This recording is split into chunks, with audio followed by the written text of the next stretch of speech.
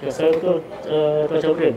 Waalaikumsalam ya. Okey, baru-baru ni Ketua Setiausaha Negara Tan Sri Zulki ada buat satu kenyataan yang mengatakan bahawa kerajaan Anwar Malaysia Madani ni kerajaan yang paling berani perjuangkan kebajikan pejabat awam. Boleh komen sikit? Dan pada hari ini, kajian saraan baru perkhidmatan awam. Pagi tadi saya bersama-sama dengan Datuk KPPA dan juga Datuk KSP telah berbincang dengan Yang Berhormat Perdana Menteri mengenai apa yang akan kita bawa kepada Jemaah Menteri, dan insya-Allah statement akan dikeluarkan oleh KPPA. Saya rasa almost final lah.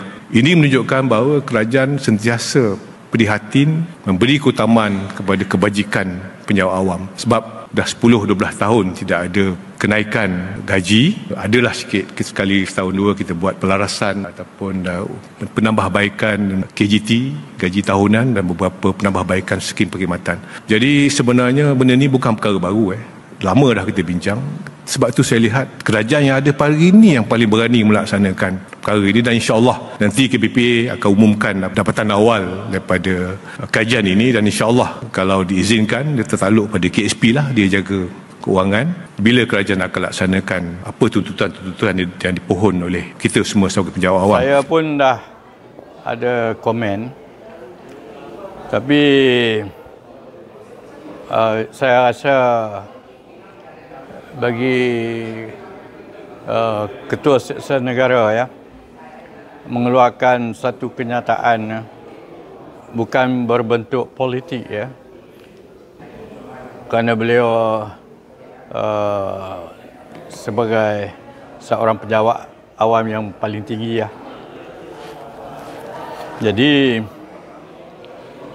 komen yang disebut oleh Tan Sri Zulki itu merupakan satu keikhlasan Ketua Penjawat Awam ini, kerana kita tahu bahawa kebajikan penjawat awam ni telah begitu lama semakan yang dah lama tidak dibuat ya. Kali terakhir masa sistem saraan baru perkhidmatan awam SBPA, tapi itu pun ditarik balik. Jadi benarlah PMX lah dalam tempoh kurang 2 tahun memegang jawatan PM telah minta untuk kajian dan bakal dilaksanakan.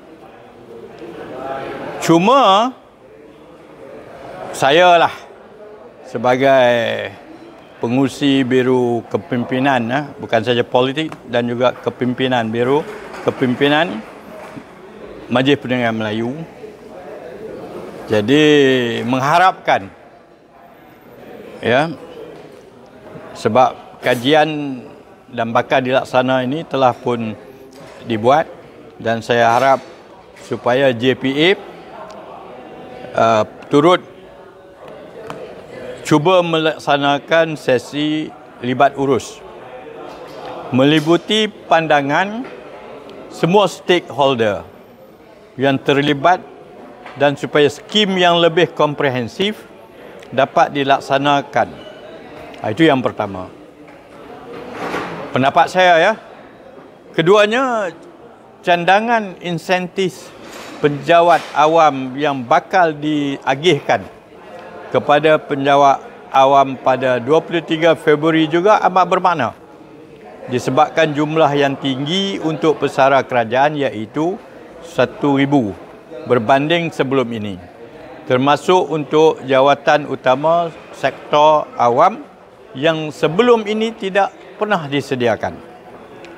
Yang ketiga, saranan saya, kajian semula dari segi penambahbaikan faedah-faedah lain seperti kesihatan harus dilihat oleh Kementerian Kesihatan Malaysia dan juga Jabatan Perkhidmatan Awam. Ya, ini juga bukan saya termasuk pada penjawat awam yang masih berkhidmat, malahan bagi para pesara-pesara jugalah, ya. Yang keempat, saya mintalah Ketua Setiausaha Negara dan KPPA harus membuat plan tindakan yang komprehensif juga untuk meningkatkan tahap produktiviti penjawat awam sedia ada dan juga mementingkan agenda membeteras rasuah di kalangan penjawat awam selaras dengan spirit PMX kita pada hari ini. Jadi kalau kita memberi gaji yang reasonable, saya rasa kita dapat mengawal lah gejala rasuah yang kita tahu menjadi penyakit lah yang begitu lama, dan makna dia penjelasan ini sepatutnya diambil kira tentang perkara yang saya sebut, mengelak daripada berlakunya rasuah ini, ya. Jadi selaras dengan spirit PM, ya.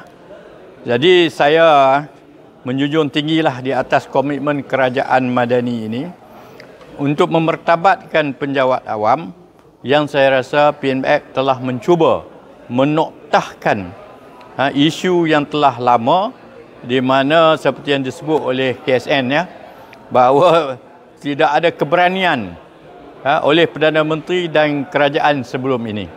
Jadi saya pun setujulah, dan saya rasa kerajaan madani bawah pimpinan Yang Amat Berhormat Datuk Seri Anwar, dia serius dan committed untuk melihat penjawat awam ini mendapat laba ataupun mendapat perks dan juga pendapatan gaji bulanan dan sebagainya itu dengan keadaan ekonomi dan juga memikirkan masa hadapan negara.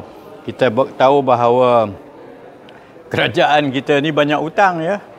We have about 1.3 trillion.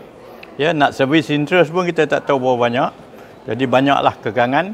Tetapi dalam keadaan begini pun tahniahlah Yang Amat Berhormat Datuk Seri Anwar dan juga Tan Sri KSN, begitu juga KPPA dan JPA dan seterusnya.